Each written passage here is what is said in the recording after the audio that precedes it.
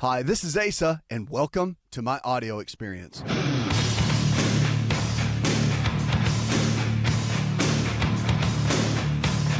are you doing to make an impact in it? Depression in women now is rampant. Doctors feel they overprescribe drugs. We're seeing so many women right now get on antidepressants, and it's being triggered by a lot of self-esteem issues. What can we do? There's a lot going on with women right now. And with the overprescribing of the antidepressants, it's kind of been the catch-all. There's a lot you can do for depression. And low serotonin levels typically is the culprit. And I talk a lot about neurotransmitters, brain chemistry, and how that can be altered and how can it be changed by our nutrition. In so many things, we get sick 3 different ways.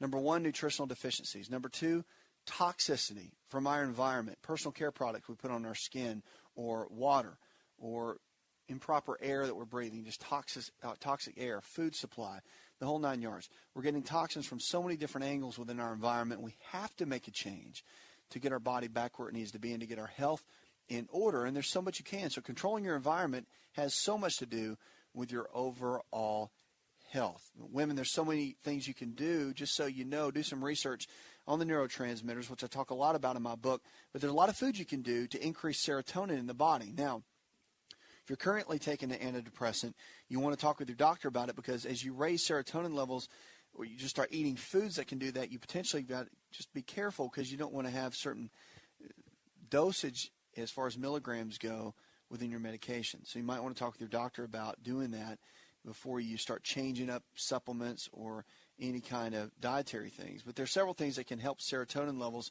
And turkey, chicken, salmon, spinach, beans, those foods right there will raise serotonin levels naturally within the body. We know that.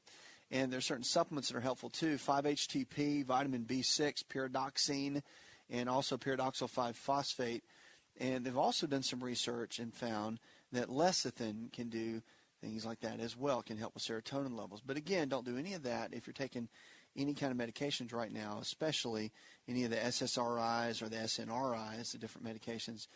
You got to be careful with that kind of stuff before you start changing anything. Don't just start eating differently while you're taking the medication. You always got to have somebody to be your head coach and watch over you.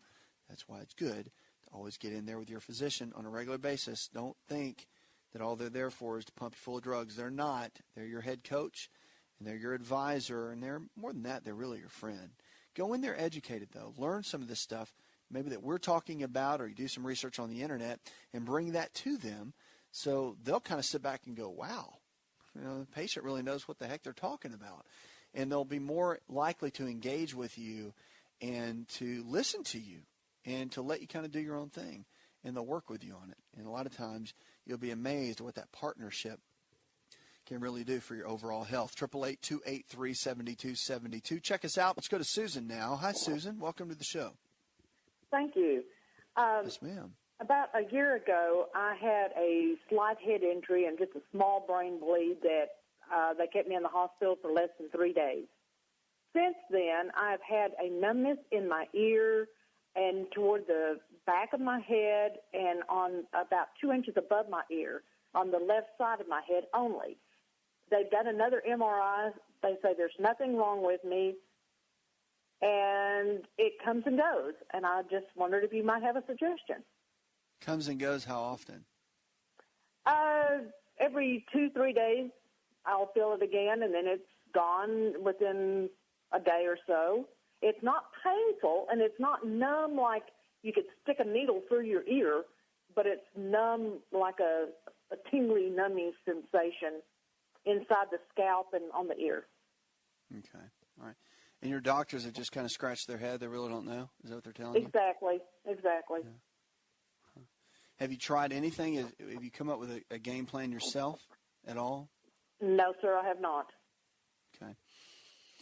Well, okay, on the head, you said it's on the side, or it radiates to the top? Is that right? From the crown of your head all right, from the down crown. the very back, about 2 inches to the left of the center of the back of the scalp, and then down on the left above the ear, about 2-3 inches, there's a place, and then the ear itself. Okay. Here is what I would do if I was you.